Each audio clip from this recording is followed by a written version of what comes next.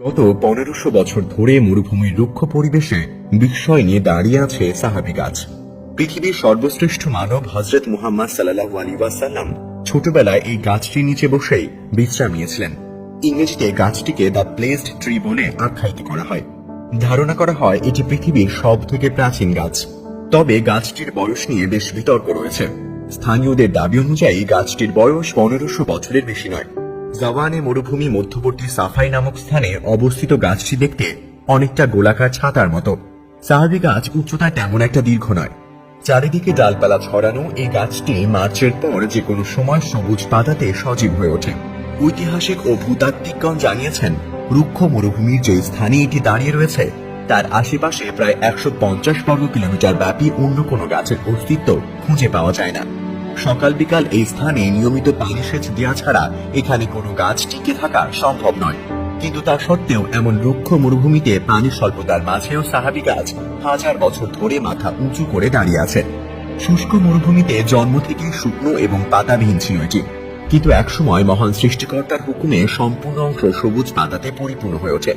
582 খ্রিস্টাব্দে মহানবী হযরত মুহাম্মদ সাল্লাল্লাহু আলাইহি ওয়াসাল্লাম যখন 12 বছর বয়সী ছিলেন, তখন তিনি বাণিজ্যের জন্য চাচা আবু তালিবের সঙ্গে বকা খেয়ে সিরিয়ার উদ্দেশ্যে যাত্রা শুরু করেন।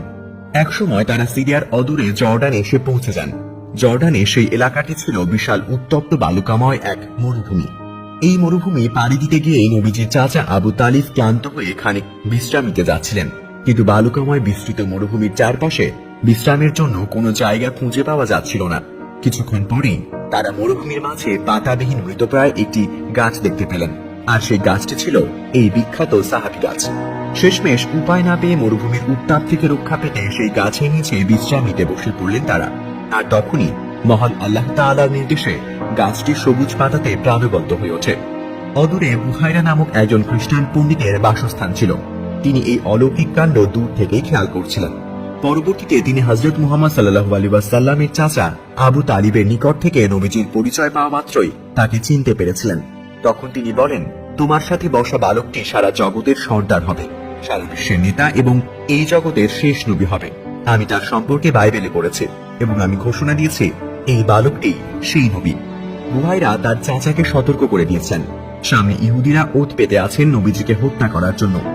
বলা হয়ে থাকে মহানবী হযরত মুহাম্মদ সাল্লাল্লাহু আলাইহি ওয়াসাল্লাম তার জীবদ্দশায় দুটি গাছের জন্য দোয়া করেছিলেন। এর মধ্যে একটি ছিল এই সাহাবী গাছ। জর্ডানের বাদশাহ আব্দুল্লাহ সর্বপ্রথম স্থানটিকে পবিত্র স্থান বলে ঘোষণা দিয়ে বিশেষভাবে সংরক্ষণের ব্যবস্থা করেন। বর্তমানে জর্ডানের সরকার গাছটির চারপাশে সামান্য দেয়াল উঁচু করে কাঁটাতার দিয়ে ঘেরাও করে রেখেছেন। প্রতি বছর ঈদ কিংবা কোনো বিশেষ দিনে বহু দর্শনার্থী মাজেজার অন্যতম নিদর্শন এই অস্বাভাবিক গাছটিকে দেখার জন্য আসেন। প্রিয় দর্শক, আজ এ পর্যন্তই। আবারও ফিরব নতুন কোনো সংবাদ নিয়ে। সে পর্যন্ত আমাদের সঙ্গেই থাকুন। ধন্যবাদ সবাইকে।